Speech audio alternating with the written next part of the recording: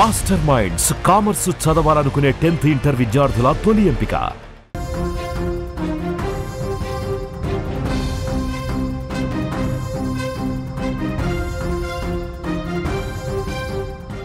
మరో big breaking news చూస్తున్నాం. America జోక్యంతో Iran సంచలన నిర్ణయం తీసుకుంది. హర్మూజ్ జలసంధి మూసివేతకు రంగం కూడా సిద్ధం చేసుకుంటుంది. ఇరాన్ చర్యతో షాక్ లో పలు దేశాలు ఉన్నట్లుగా తెలుస్తోంది. ప్రపంచ మార్కెట్ కు హర్మూజ్ జలసంధి కీలకం. హర్మూజ్ ద్వారా ప్రపంచ వ్యాప్తంగా అవసరమయ్యే 20% ముడి చమురు రవాణా భారత్ కు తప్పని ఇబ్బందులుగా కూడా కనిపిస్తుంది. ఇంధన ధరలు పెరుగుతాయని కూడా ఆందోళన వ్యక్తం చేస్తున్నారు. ప్రస్తుతం భయం లేదని కూడా భారత్ చెప్తున్న పరిస్థితి అయితే కనిపిస్తోంది. అమెరికా దాడి తర్వాత ఇరాన్ తీసుకున్న నిర్ణయం భారత్ తో పాటు పలు దేశాలకు షాక్ ఇస్తుందని చెప్పుకోవచ్చు. ప్రపంచ మార్కెట్ ఎంతో కీలకమైన హర్మూజ్ జలసంధిని మూసివేతకు ఇరాన్ పార్లమెంటు నిర్ణయించడం కలవరపెడుతోంది. ప్రపంచ మార్కెట్ కు హర్మూజ్ జలసంధి ఎంతో కీలకం. ప్రపంచ దేశాలకు ఈ జలసంధి ద్వారా 20% ముడి చమురు సరఫరా అవుతోంది. Qatar, Iran, Saudi Arabia, Iraq, UAE, Kuwait నుండి వచ్చే చమురు ఎగుమతుల్లో ఎక్కువ భాగం ఈ ఇరుకైన జలమార్గం ద్వారానే రవాణా అవుతూ ఉంటుంది. జలసంధి మూసివేయడం ద్వారా ప్రపంచంలోని చమురు 20 నుంచి 25% ప్రపంచ ఎల్ఎన్జీ వాణిజ్యంలో 30% ప్రభావం పడుతుందని కూడా నిపుణులు అంచనా వేస్తున్న పరిస్థితి. దీనివల్ల చమురు ధరలు బ్యారెల్కు భారీగా పెరిగే అవకాశం కనిపిస్తోంది. ఇది ప్రపంచ ఆర్థిక వ్యవస్థను తీవ్రంగా ప్రభావితం చేయనుందని కూడా అంటున్నారు. ఇరాన్ పార్లమెంట్ తాజా నిర్ణయంతో చైనా, భారత్ లాంటి ఆసియా దేశాలు ఈ మూసివేత కారణంగా ఇబ్బందులు ఎదుర్కోనున్నట్లుగైతే మనకు తెలుస్తోంది.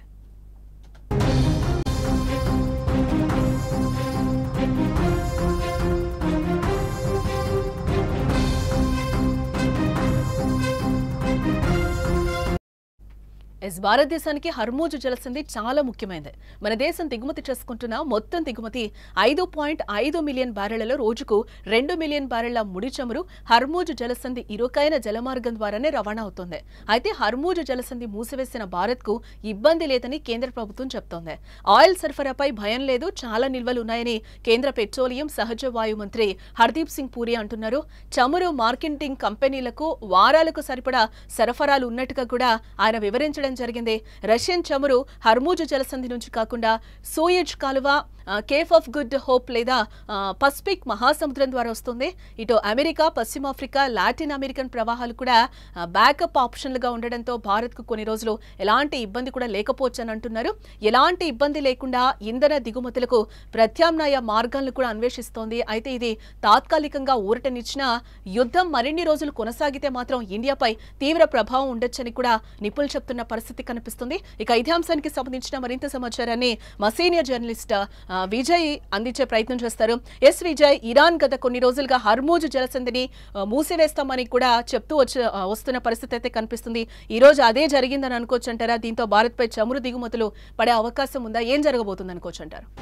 ఎస్ జానకి, ఇప్పటి వరకు ఇజ్రాయెల్, ఇరాన్ మధ్య జరుగుతున్నటువంటి యుద్ధం విషయంలో ఒక్కసారిగా అమెరికా నేరుగా రావడం, అమెరికాకు సంబంధించినటువంటి ఫైటర్ జెట్స్ కావచ్చు, అలాగే స్టెల్స్ సంబంధించినటువంటి విమానాలన్నీ కూడా ఏదైతే బంకర్ బస్టర్కి సంబంధించినటువంటి బ్లాస్ట్ చేయడం, పెద్ద ఎత్తున చేయడం, అంటే ఇరాన్కి సంబంధించినటువంటి అణు కేంద్రాలు, ఏదైతే అణు శుద్ధి కేంద్రాలు ఉన్నాయో వాటి మీద నేరుగా దాడి చేశామని స్వయంగా అమెరికన్ ప్రెసిడెంట్ ట్రంప్ ప్రకటించిన తర్వాత కొద్దిసేపటి తర్వాత ఇరాన్ కూడా ఒక ప్రకటన చేసింది. తమకు ఎలాంటి నష్టం కూడా జరగలేదు, కేవలం భూమి ఉపరితలం పైన ఉన్నటువంటి కట్టడాలకు మాత్రమే డ్యామేజ్ అయింది అనేటువంటి ఒక నిర్ణయం తీసుకుంది. కానీ ఇరాన్కి జరిగినటువంటి నష్టం మాత్రం చాలా తీవ్రమైనటువంటి నష్టంగానే మనం భావించాలి. అయితే ఇప్పుడు ఇరాన్ ఒక కీలకమైనటువంటి సంచలనమైన నిర్ణయం తీసుకుంది. ఎందుకంటే గల్ఫ్ కంట్రీస్ అన్నీ కూడా, ఆ దేశాలన్నీ కూడా అక్కడ ఉన్నటువంటి చమురు నిల్వలు, ఆయిల్ నిల్వల మీదే మొత్తం ప్రపంచ ఆర్థిక వ్యవస్థ అంతా కూడా ఆధారపడి ఉంటుంది. కొంతవరకు అసమానతలు గురయ్యేటువంటి అవకాశం కూడా ఉంది. ఒకవేళ ఏదైతే హర్మూజ్ జలసంధి, ఇది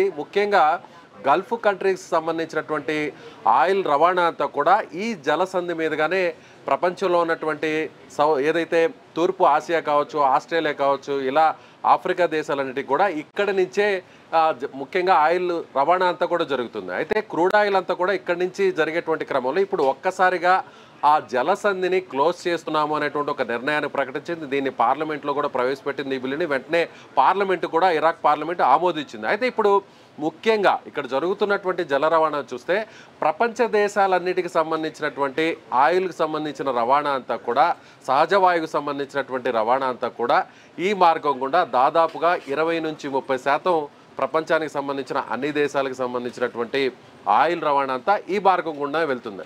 అయితే ఈ మార్గాన్ని క్లోజ్ చేయడం వల్ల ఎవరి మీద ప్రధానంగా ఒత్తిడి పడుతుంది అనేటువంటి లెక్కలైతే ఇప్పుడు మొత్తం ప్రపంచ దేశాలన్నీ కూడా వేస్తున్నాయనే చెప్పాలి. ముఖ్యంగా భారత్ విషయానికి వస్తే భారత్ దీనివల్ల ఏదైనా కొంతవరకు నష్టపోయేటువంటి అవకాశం ఉందా?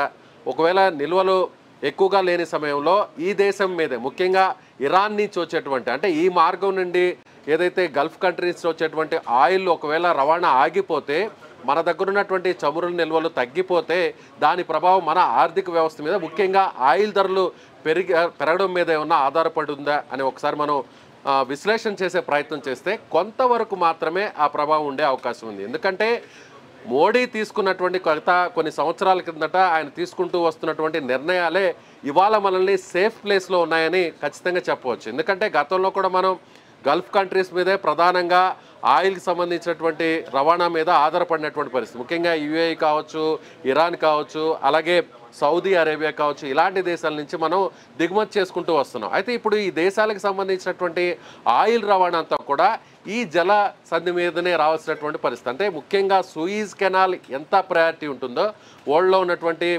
ఏదైతే షిప్పింగ్ ద్వారా జరిగేటువంటి ట్రాన్స్పోర్టేషన్కి ఆ తర్వాత ఈ హర్మూజ్ కెనాల్ అనేది కూడా చాలా కీలకమైనటువంటి జలసంధిగా చెప్పవచ్చు. అయితే ఈ జలసంధి ఇప్పుడు క్లోజ్ చేయడం వల్ల భారతదేశం కంటే కూడా ఆస్ట్రేలియా ముఖ్యంగా చైనా మీద దీని భారం ఎక్కువ పడే అవకాశం ఉంది. దాదాపు చైనాకు సంబంధించి అంటే మన ఇండియాకు సంబంధించి కేవలం 15% ఆయిల్ రవాణా మాత్రమే ఇక్కడి నుంచి జరుగుతుంది. మిగిలినటువంటి ఆయిల్ రవాణా అంతా కూడా సౌదీ అరేబియా నుంచి డైరెక్ట్గా ఇరాక్ వరకు కూడా మనకు ఒక సపరేట్ పైప్ లైన్ కూడా ఉంది. అయితే సౌదీ అరేబియా నుంచి ఇరాక్ మీద, ఆ తర్వాత ఇరాక్ నుంచి పాకిస్తాన్ మీదుగా కూడా మన భారతదేశంలోకి ఒక సపరేట్ పైప్ లైన్ వేసుకోవాలని కూడా గతంలో నుంచి అనేక ప్రతిపాదనలు కూడా చేస్తూ అయితే పాకిస్తాన్ దీన్ని అడ్డుకుంది. ఒకవేళ ఈ పైప్ లైన్ వస్తే భారత ఆర్థిక వ్యవస్థ పూర్తి స్థాయిలో మరింత బలోపేతం అవుతుంది, తద్వారా మన మీద పరోక్షంగా ప్రభావం పడే అవకాశం ఉందనేటువంటి దురుద్దేశంతోనే పాకిస్తాన్ దీన్ని నిలిపివేసింది. అయితే ఇప్పుడు భారత్ ఎందుకు సేఫ్లో ఉంది అనేటువంటి విషయాన్ని ఒకసారి మనం పరిశీలించినట్లయితే రష్యా ఉక్రెయిన్కి సంబంధించినటువంటి వార్ జరుగుతున్న టైంలో అమెరికా రష్యా మీద తీవ్రమైనటువంటి ఆంక్షలను విధించింది. ఏ దేశాలైనా సరే ముఖ్యంగా రష్యాతో ట్రేడింగ్ చేయకూడదు, రష్యాతో ఉన్నటువంటి వ్యాపార కార్యకలాపాలన్నింటినీ కూడా నిలిపివేయాలి అనేటువంటి ఒక ప్రకటన చేసింది అమెరికా. అయితే దీన్ని ఏమాత్రం కూడా మన భారతదేశం ముఖ్యంగా మన ప్రధాని నరేంద్ర మోదీ పట్టించుకోలేదు.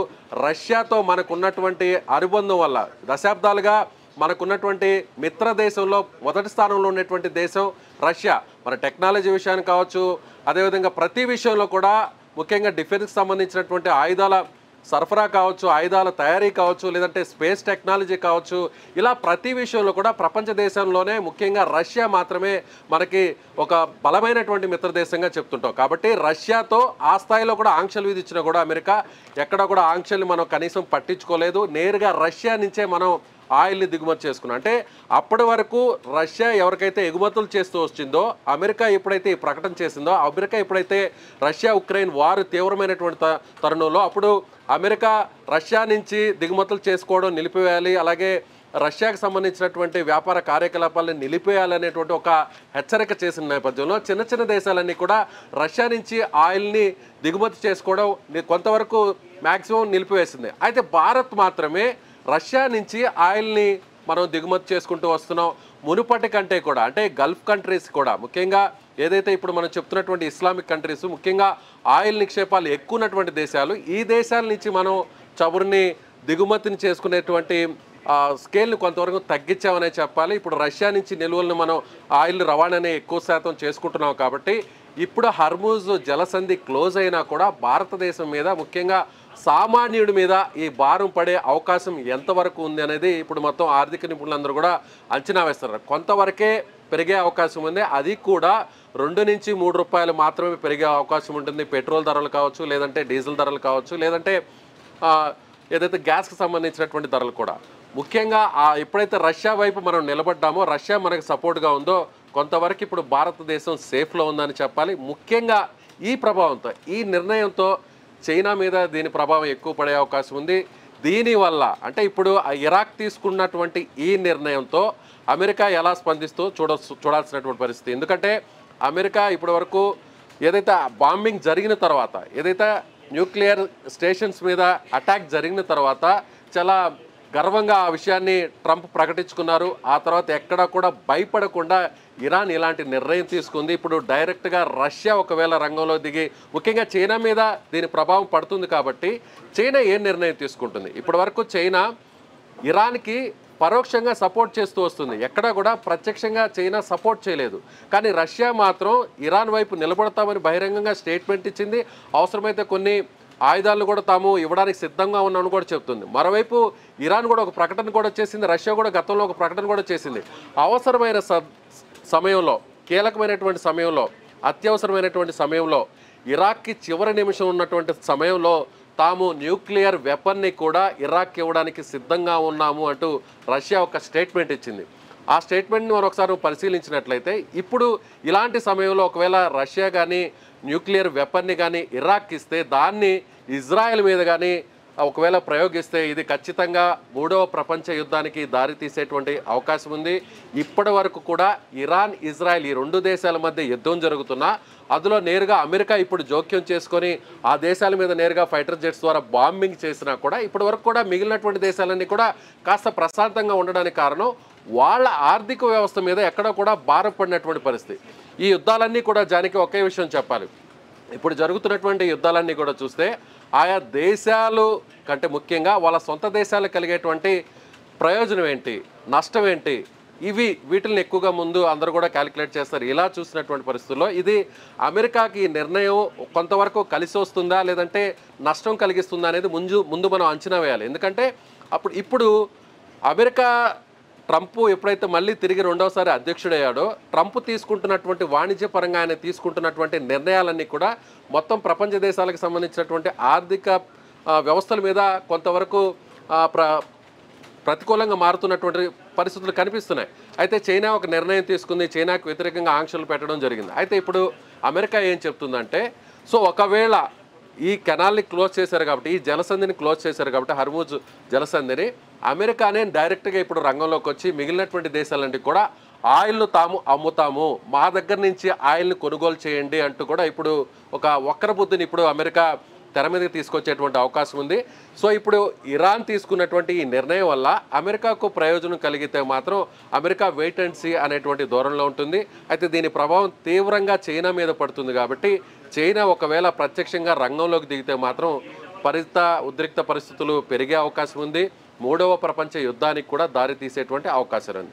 ఇందులో ఒక్క విషయం అయితే మాత్రం మనం ఖచ్చితంగా చెప్పవచ్చు, రష్యా దగ్గర నుంచి గత కొన్ని నెలల కిందటే మనం కీలకమైన నిర్ణయం తీసుకొని అతి తక్కువ ధరకే మనం క్రూడ్ ఆయిల్ని కొనుగోలు చేయడం జరిగింది.